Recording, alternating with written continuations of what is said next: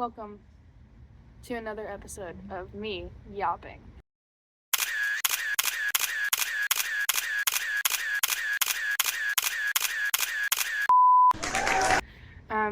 Today we're playing the rubber duck game, where you're the rubber duck, and I'm gonna talk to you and try and figure out how my book is supposed to work using this right here. This is the back of my car. This is my car, I promise. Using the back of my vehicle. Why is this sticky? As a whiteboard of sorts. I don't have a whiteboard marker, but I have sticky notes and a pen. And so you can't actually see my face when I'm standing up. So I'm probably gonna crouch down for most of the time. But I have so much information that I have to share with someone. And because I've been off Instagram for a few weeks, months, kind of ish, not really. I tried. I'm just too addicted, I guess. I gotta yap, okay? This has to happen. So, behold, the Exodus trilogy. Can you even read that? Not really. No, that's okay. I'll tell you what they say. I have these sticky notes. They say First Interstate Bank on them. I took them from my dad's car. I have more sticky notes, but they're at home. I don't really want to go home because then I'll have to do work, you know?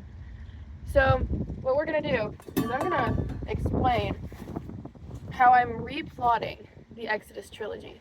Those of you who have been with me since the beginning, you know about how the Exodus trilogy used to be. You don't know what it is now. It used to be very political, very like, blah. Now we're taking the whole Bible parallels thing to the next level, okay? We're taking the 12 tribes of Israel. We've got Reuben, Simeon, Levi, Judah, Dan, Naphtali. I don't know if I'm pronouncing these right. Gad, Asher. Oh, I got two. Issachar, Zebulun. I don't know what this one is. Hold on. Pause. Brief intermission. Joseph. And Benjamin. You guys go over here because you're the favorites of the family. The 12 tribes of Israel. You can't see them. I'm blocked them. What if we took the 12 tribes of Israel and we took a dystopian sci-fi world, think Arcane kind of, and we put the two of them together so that, oh, I forgot about this one. This one's Samaria. They're not part of Israel, but Samaritans are like half Jews, half Gentile because their parents didn't follow the old covenant laws and dated and married outside of their like country.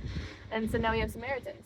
Everyone hates them because they're half-bloods, like Percy Jackson, basically, except they don't have superpowers. What if we took the 12 tribes of Israel, right? I can't sit down because there's like water in here. Also a really rotten apple. I'm gonna sit closer. And we give them all their own like defining traits based on the traits that the people of these nations and of these tribes had in the Bible. But then you multiply them by some sci-fi fantasy dystopian aspects and made a whole world based off of that. Trying to keep the original like fan favorite aspects of the Exodus trilogy while building this. Oh my gosh. I did not take into account wind when I thought of this. I did think of this in like 2 minutes because I made another video where I was kind of recapping what happened during the summer, started editing it, got about 10 minutes in, and I was like, oh, this is really boring and no one's going to want to watch it.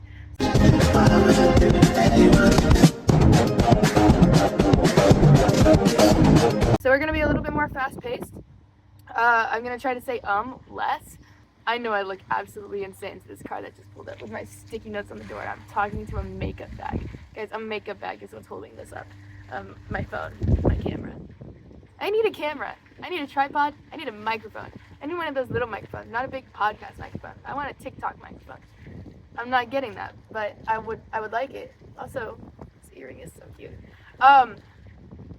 So we're gonna take the 12 tribes of Israel and think of them as like neighborhoods, but all with their own distinct borders, personalities, abilities, and cultures.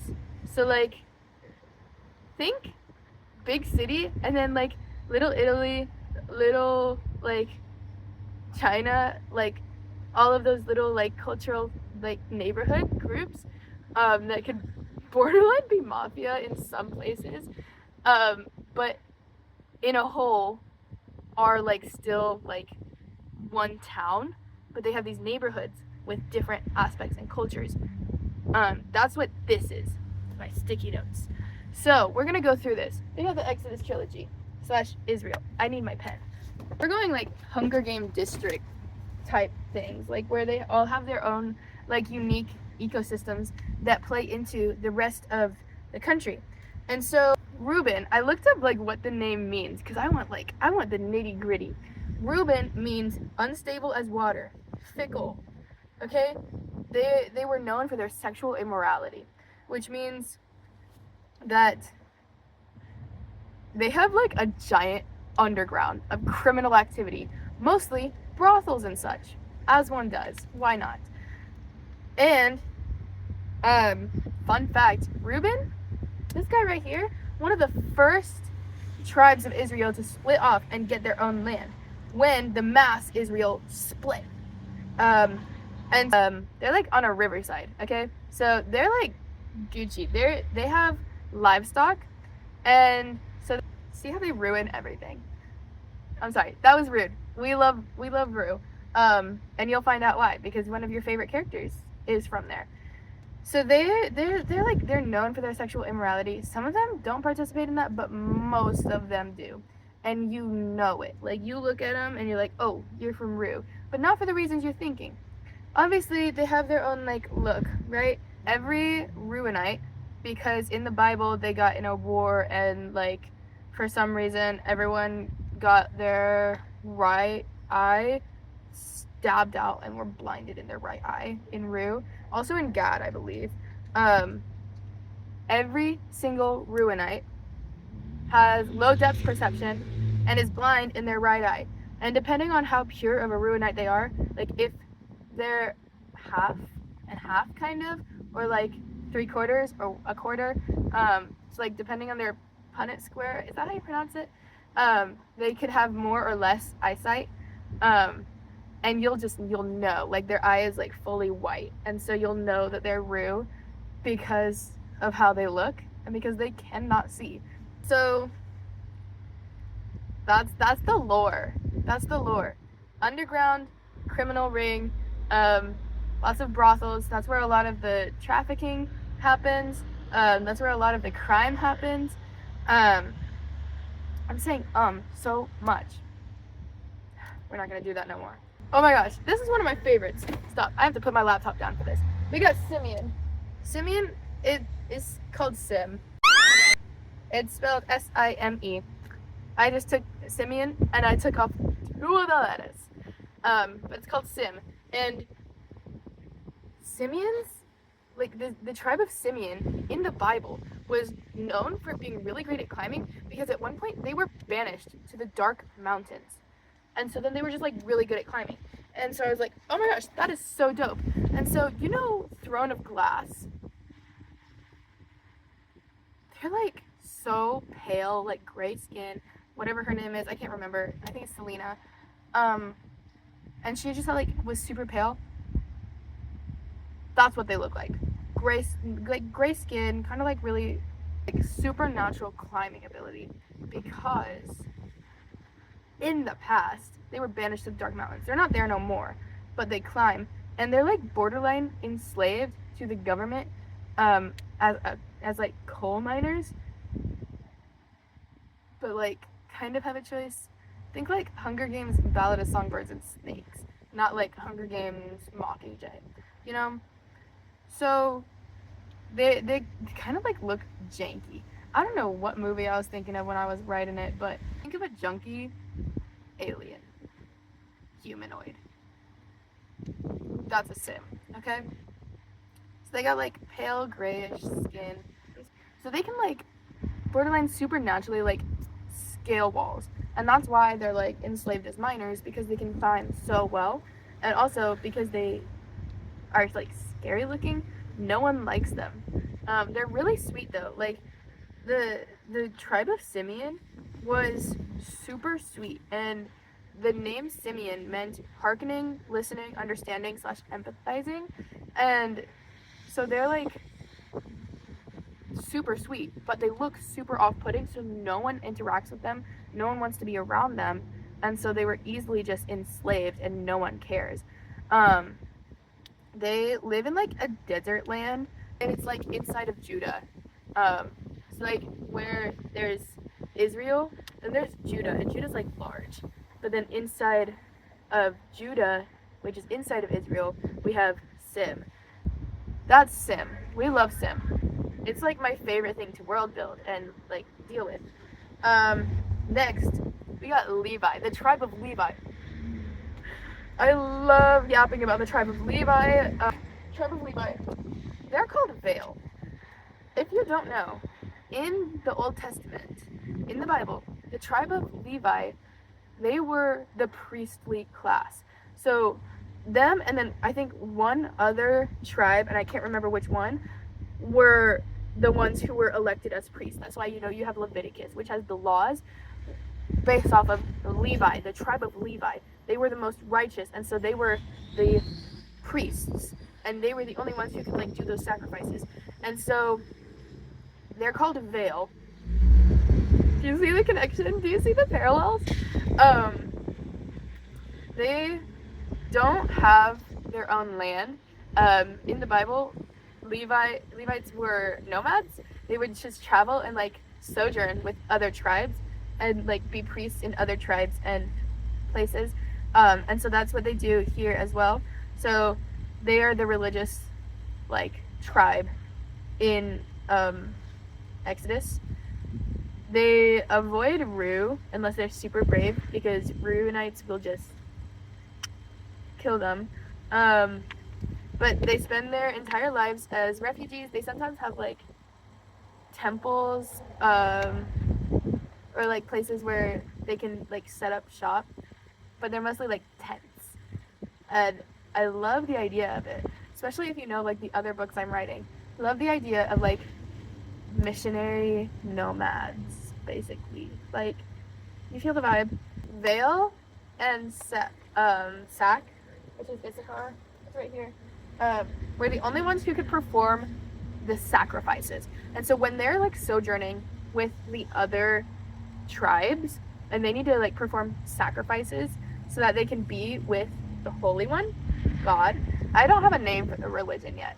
I'm trying. It's really hard. Guys, I don't know how people do it. Have like blood on their hands, but it's like holy, righteous blood, because they're performing sacrifices of like holy lambs and such, so that they can be in the presence of God.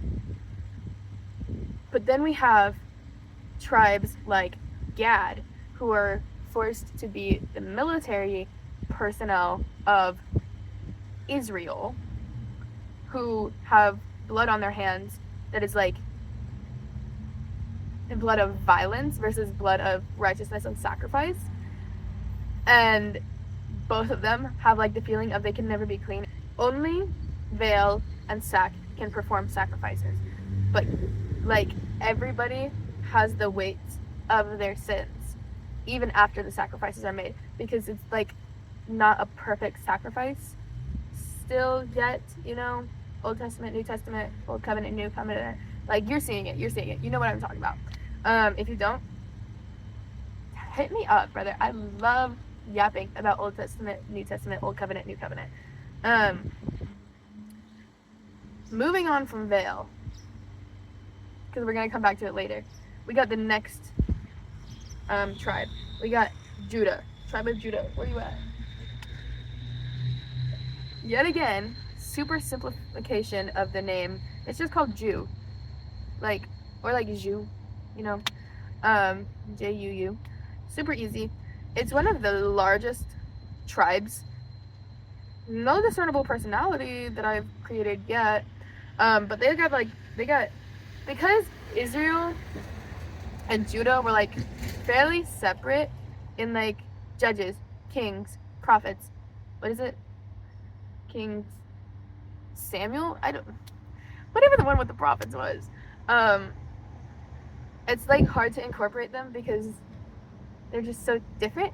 But they got like old money vibes. Okay, so think like castles turned into apartments. We got like preppy, old money, but now they got no money because of the oppression that's going on that I still haven't figured out a reasoning for. Probably just sin. We're working on it. That's why you're here, so I can yap about it and figure things out. And then, yeah, once upon a time, Judah was the tribe that all the kings came from. No longer does that happen. That's okay. We're gonna have heavy lion symbolism because of the Lion of Judah. You following? You tracking? Yeah. But I don't know how yet. Then we got Dan. Good old Dan. Where you at? Hello, brother. There was so much about Dan that I just didn't understand, and I haven't really researched it, but I'm working on it. So Dan was hill lands, and it's kind of similar to Sim, where they're good climbers, but they're not good climbers out of force, because they were never exiled like Sim was to the Dark Mountains. They're just like good climbers because that's where they settled by choice. So they learned how to climb. They have waterfront lands. They fish. They're fishermen. There was something about them in the Old Testament. Dan was prophesied to leap from Bashan. I don't know what that means. I'm gonna research it because, Samson was a Danite. Danites are all about justice. There's something, I don't remember, but it was something about the scales of justice, which is where my world building comes in. So, world building, because they're like such about justice, Dan is like where all of the judges are from. But not like judges like, like the book of judges, judges like actual courtroom judges, And so, if you go to court as a Danite, like you're from Dan and you go to court because something happened and you feel wronged, if you win and you feel like you've been given justice, they will get a tattoo of scales corresponding to the level of justice and justification.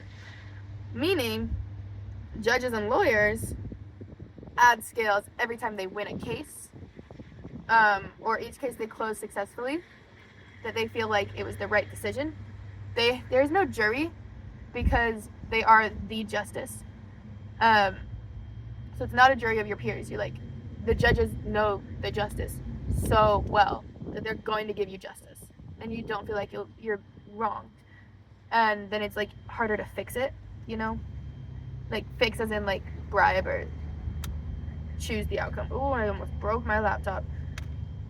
So the judges and lawyers who have been around for a long time and have like worked in the system for a long time, they'll have their arms and legs, necks, faces covered in scales because they get justice for people. And if you are like the defendant and you get justice, you're gonna get a tattoo of scales. And so, then we got Naphtali. I have not heard a single thing about Naphtali in the Bible. I haven't read the whole Bible. I'm working on it.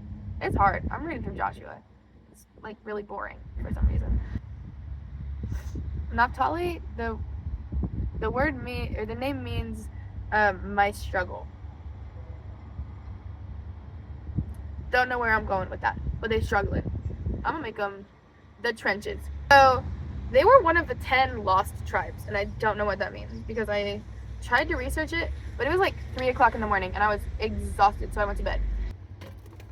So we got Barak. Barak and Deborah in Judges 2, I believe. Barak was Naphtali. By the way, we call this Naph. It's just, where is it? It's just Naph. That's not Naphtali. That's too long. It's just Naph. So Naphtali or Naf, it's like the intersection of all major roads, train tracks, like all of this stuff. That's where it all connects. So to go anywhere, basically, you gotta go through Naf.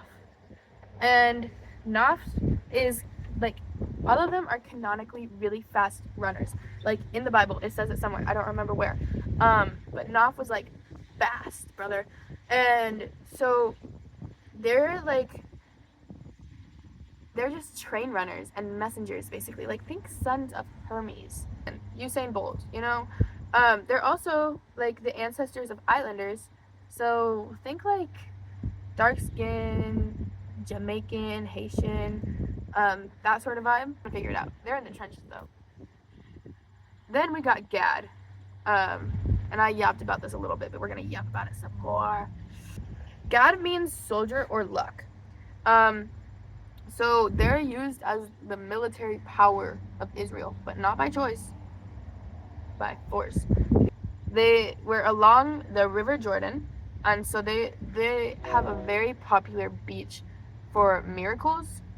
You know, like when Jesus was healing people at the Jordan River, etc. You know what I'm saying. You know what I'm saying. Um, so they're very popular for like tourists because people want to be there and be healed. It's really popular. There's a very popular beach for miracles, healings, teachings. That's where it's all taking place. Is the Jordan River in the military power of the country? Hello? We're gonna figure that out. That doesn't make sense, but we're gonna figure it out. They got the right eye thing, you know, just like Rue does, because in the Bible, when that happened, Gad and Reuben were like together when it was like the fight was going on and they got like punished or whatever. They're also one of the 10 lost tribes. I don't know what that means. I gotta look it up. Some of y'all gotta like chat GPT it, simplify it, and comment it, because I don't know. And then we got Asher. Oh my gosh, I love yapping about Asher as well. And I say that about like almost all of these tribes. We got it right here. Ash. We're just calling it Ash. I always gotta have an Ash in my books. I don't know why. We got it in Little Pockets of Eden, and then we got it here. I think that's it. So Asher means happy one. And I actually already knew that before I started researching, because I've met like 4 people named Asher. And so picture this. Among all of the like dark and dreary world building that we've gone through, why is it all so, it's just heavy. We got the hippies. We got Ash, which is the hippies. And it's like why there's a tractor in town square. Go back out to your crops. So we got the hippies, you know, partiers, etc. But where they live, it's like wetlands. It's moist. It's kind of cold. It's not great for like growing anything except for olives. But that's okay because they sell olive oil and they prospering. So because it's like so moist and damp and there's never dry ground, they live in the trees. They live in the trees, like Robin Hood. But like imagine an entire town in the trees, and you gotta like ropes course it just to get to like another person's house or like town square or like a store or anything. Also, another important world building thing, I don't know why, I think it's because they're hippies. They all let their hair grow. So almost everyone, men and women, don't discriminate. They got hair down to like their feet, and they got like red hair. They're redheads. And so they protect their hair by like having it in braids or like locks, and it's super cool and dope, and they look amazing. And I don't know, it's giving Shrek, Fiona, etc. So Issachar is dominated by religious officials, and I don't remember what I meant about that. Oh yeah. Because they're kind of like Levi, right? So they're kind of like Vale, where they were like the religious people, but instead they're like religious officials like Pharisees and Sadducees instead of like priests. You know what I'm saying? And they do have their own land. It's mostly surrounded by water, so they're kind of like islanders, but not like really, because they are in fact in Israel. But like Pharisees. We also, that's not called Israel or Issachar. It's called Seth. Where are you at? That's right here. Oh my gosh, we're almost done with this.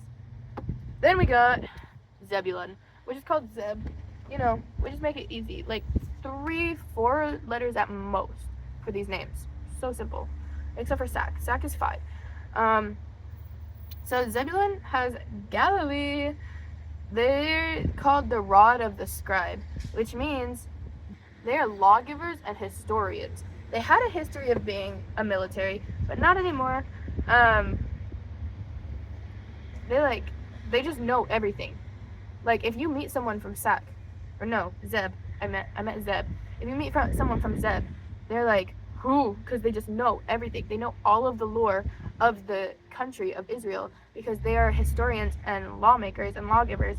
And so they go around, they write down like the history of everything so that everyone has it and they teach it and they give the laws and they give the decrees.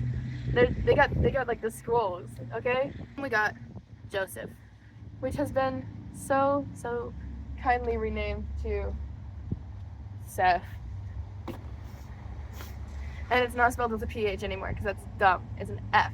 S-E-F. Get rid of the PH.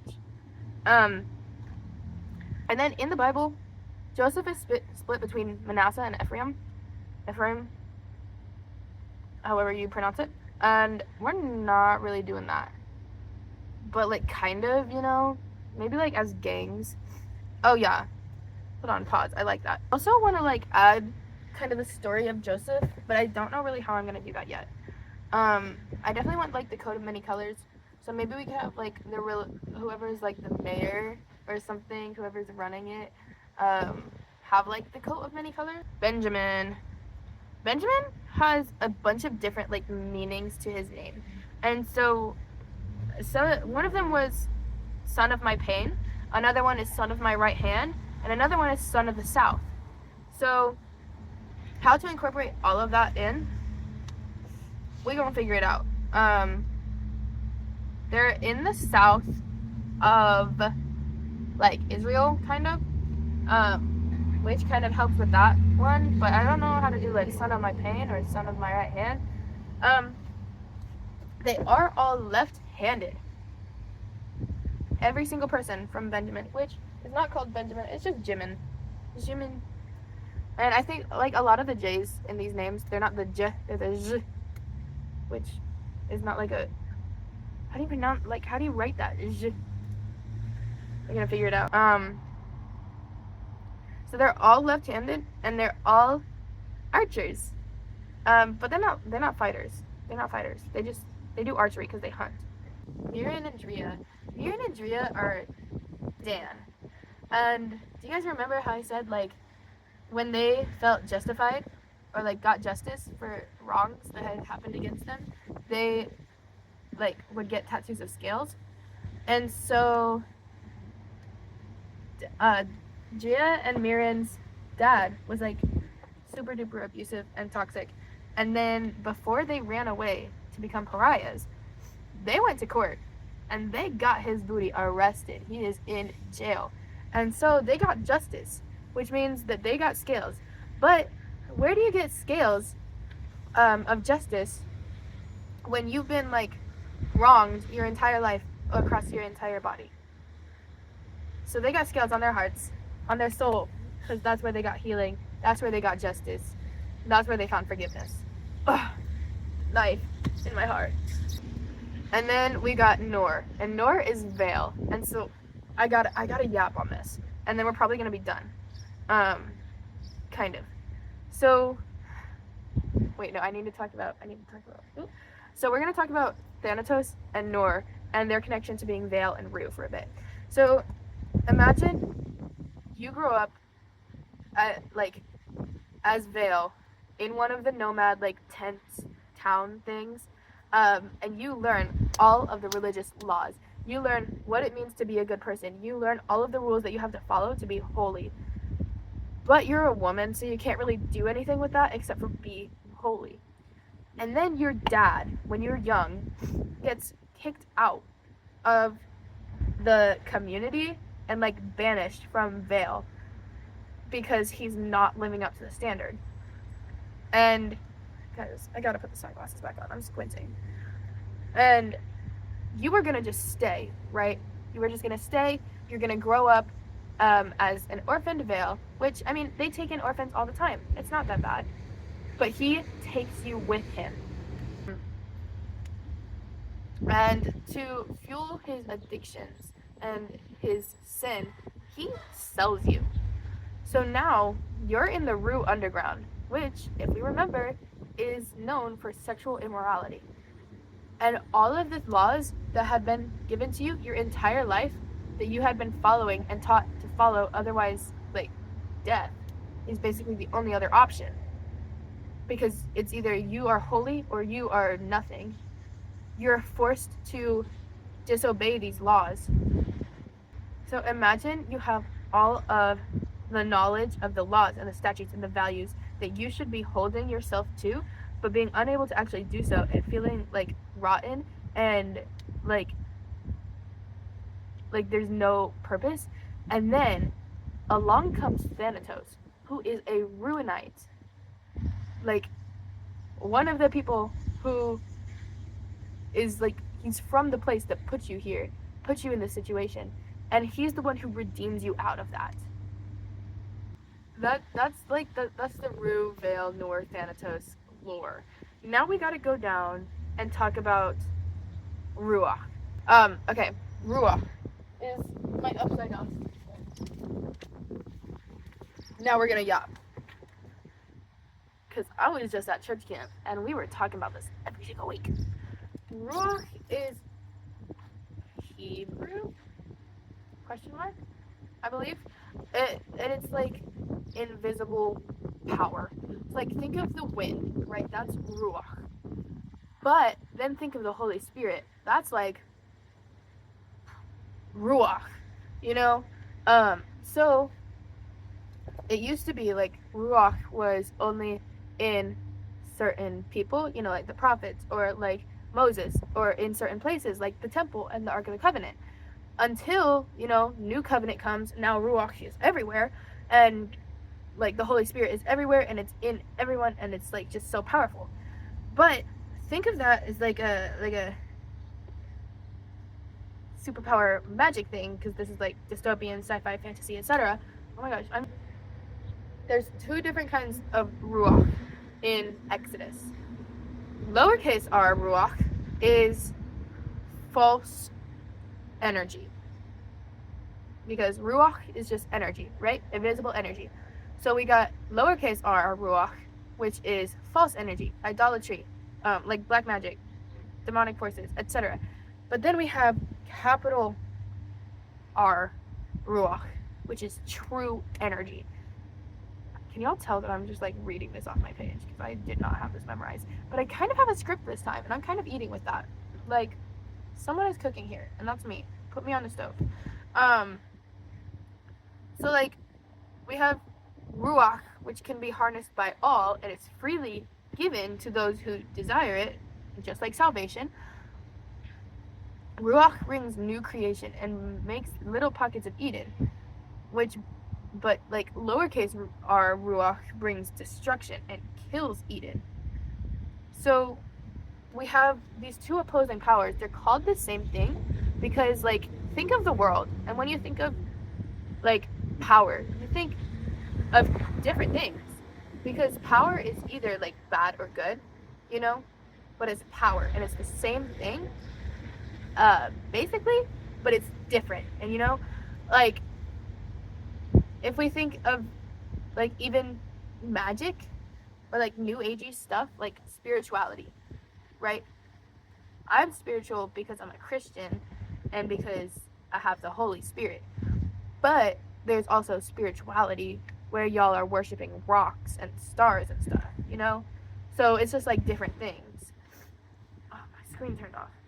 And so they're called the same thing, but you can tell the difference because you can just like tell, you can see it, you can feel the difference. So we got Ruach, which brings life and creation and makes people little pockets of Eden. But then we got Ruach, which brings destruction and kills Eden. And it's like two different parallels that I want to really work towards, and I don't really know like how I'm gonna make people have like the energy. We're working on it. We're working on it. Trust. This has been my rant, and guys, I'm at an hour. I gotta like go and edit this, and then probably go home. So this has been my rubber ducky talk in the back of my car. I want to keep doing this. I need a little microphone. I need a TikTok microphone if I'm going to keep doing this. I also need to find a quiet spot because there are way too many trucks ruining the vibe.